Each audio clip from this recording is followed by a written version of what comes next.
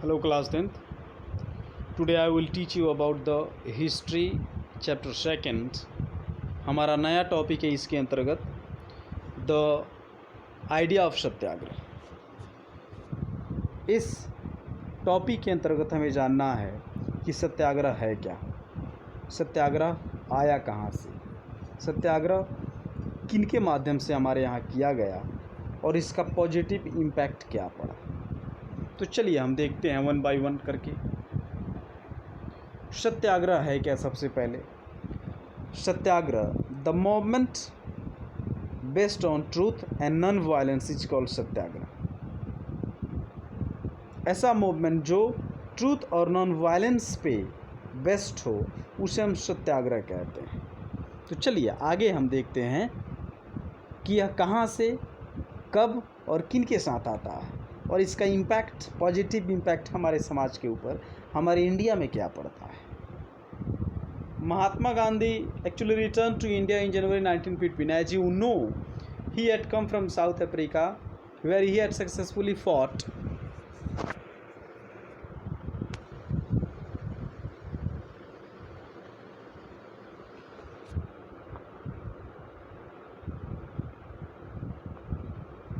the racist regime with a noble method of mass agitation which he called Satyagraha. Actually Mahatma Gandhi south Africa में गोरे और काले के बीच में जो गैप था उसे एक noble method of mass agitation के थ्रू, अर्थात सत्य और अहिंसा के आधार पे उस गैप को, उस विचार को, उस इनजस्टिस लॉ को समाप्त करने में सफलता पाई, उसे वहाँ पे सत्याग्रह किया गया। और जब वहाँ से महात्मा गांधी 1915 में इंडिया आते हैं तो वही विचार महात्मा गांधी के साथ हमारे भारत में भी आ जाता है, जिसका फ्यूचर में पॉजिटिव इम्पैक्ट हमें देखने को मिलता है। The idea of Satyagraha emphasized the power of truth and need to search for truth. It suggested that if the cause was true, if the struggle was against injustice, then physical force was not necessary to fight the oppressor. उनका मानना था कि injustice के खिलाफ हमें क्या करना चाहिए, इनजस्टिस के खिलाफ हमें फिजिकल फोर्स को यूज करने की आवश्यकता नहीं है। हमें क्या करना चाहिए, हमें सत्य और अहिंसा के आधार पे आंदोलन चलाने चाहिए। इट मीन्स दैट हमें अपील करना चाहिए और उसके आधार पे हम इस आंदोलन को डेफिनेटली कैन विन, जीत सकते हैं। एक सत्याग्रही को कभी भी नॉन वायलेंस के आधार पे बैटल नहीं करना चाहिए। This could be done by appealing to the conscience of the oppressors. People, including oppressors, had to be persuaded to see the truth instead of being forced to accept truth through the use of violence. Violence तो कभी नहीं करना चाहिए, सत्य की खोज करनी चाहिए। एंड थ्रू दिस, इस आधार पे, इसके आधार पे हमें आग्रह करना चाहिए, आंदोलन करना चाहिए। By this struggle, truth was bound to ultimately triumph. Mahatma Gandhi believed that this dharma of non-violence could unite all Indians. और एक दिन वो आएगा जब सत्याग्रही डेफिनेटली वे लोग जीत सकते हैं through this truth and non violence.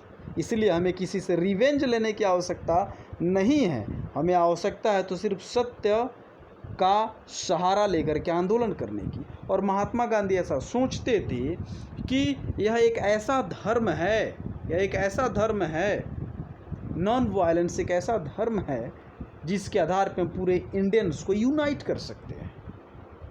चलिए आगे देखते हैं। After arriving in India, Mahatma Gandhi successfully organized satyagraha movements in various places. यहाँ आने के बाद वे अलग अलग जगहों पे सत्याग्रह को ऑर्गेनाइज करते हैं, सत्याग्रह का यूज करते हैं। जैसे हम 1917 की बात करेंगे, वे चंपारण में आए। यहाँ पे जो प्लांटेशन सिस्टम था जिससे लोगों को काफ़ी नुकसान हो रहा था, उसके खिलाफ 1917 में आकर के और सत्याग्रह चलाया। नील की खेती ज़बरदस्ती हमारे यहाँ अंग्रेज़ों के माध्यम से करवाई जाती थी, है ना, जिससे लोगों को काफ़ी नुकसान था हर एक तरीके से। उसके खिलाफ 1917 में गांधी जी हमारे यहाँ आए, मुरली भरावा के रामचंद्र शुक्ल महोदय के कहने पे, बुलाने पे, और यहाँ पे उन्होंने सफलता पाई। उसके बाद 1917 में ही हम देखेंगे कि गुजरात में वे खेड़ा चले गए और खेड़ा में जाकर के किसानों के साथ जो है उन्होंने सत्याग्रह का आंदोलन चलाया। उसके बाद 1918 की जब हम बात करेंगे तो 1918 में उन्होंने अहमदाबाद के मिल वर्कर्स के साथ जाकर के, कॉटन मिल वर्कर्स के साथ जाकर के और सत्याग्रह किया और उन्होंने वहाँ भी जाकर के सफलता पाई, है ना। अर्थात यह गांधी जी के साथ from South Africa to India आता है और इसका पॉजिटिव इम्पैक्ट पड़ता है। गांधी जी इसका यूज और इसको प्रूव भी करते हैं और अलग अलग लोग इससे पार्टिसिपेट होने लगते हैं। इसका फ्यूचर में काफ़ी पॉजिटिव इम्पैक्ट पड़ता है। चलिए हम आगे देखते हैं अपने दूसरे टॉपिक को।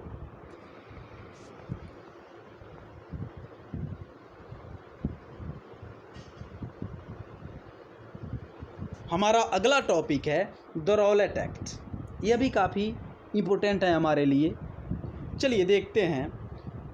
Emboldened with this success, Gandhiji in 1919 decided to launch a nationwide satyagraha against the proposed Rowlatt Act 1919.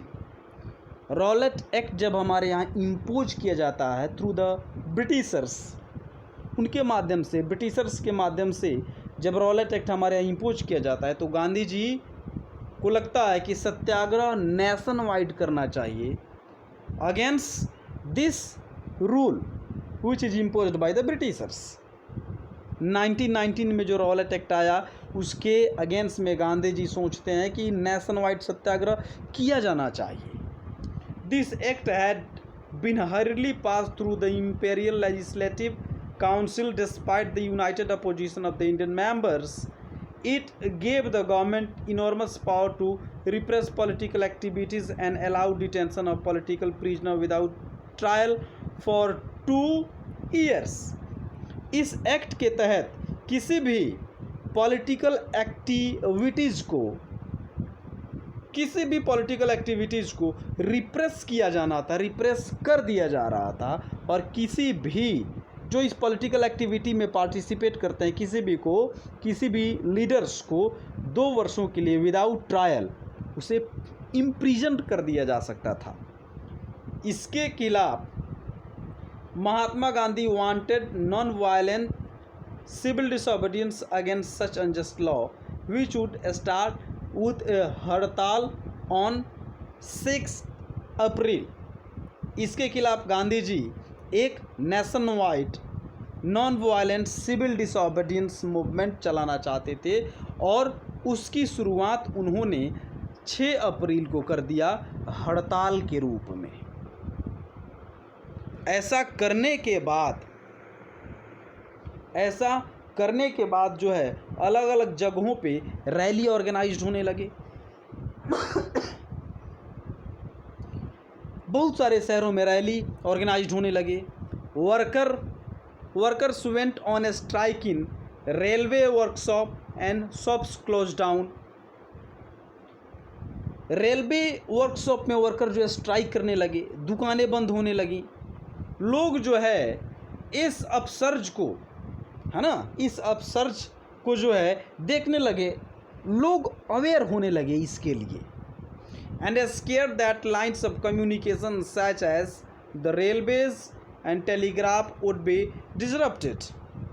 और लोग जो है इसको देखते हुए क्या करने लगे, इस अपसर्ज में जो है लोगों ने टेलीग्राफ, रेलवे को डिसरप्ट कर दिया।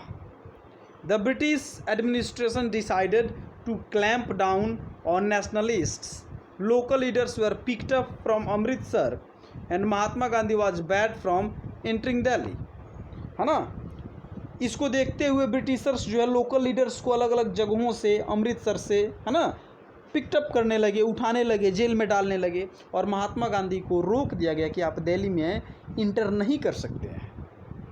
10 अप्रैल को हम देखेंगे कि अमृतसर में जो है एक पीसफुल प्रोसेसन पे पुलिस फायर करती है, जिसके बाद क्या होता है अलग अलग जगहों पे, बैंक्स पे, पोस्ट ऑफिस पे, रेलवे स्टेशन पे जो है अटैक होने लगता है और फिर ब्रिटिशर्स के माध्यम से मार्शल लॉ जो है इम्पोज किया जाता है और इसका कमांड जो है जनरल डायर को दे दिया जाता है। चलिए आज के लेक्चर में हम इतना ही रहने देते हैं। नेक्स्ट लेक्चर में फिर हम आगे पढ़ेंगे। यदि आपके पास कोई क्वेश्चन है, कोई कन्फ्यूजन है तो आप हमसे पूछ सकते हैं। Thank you.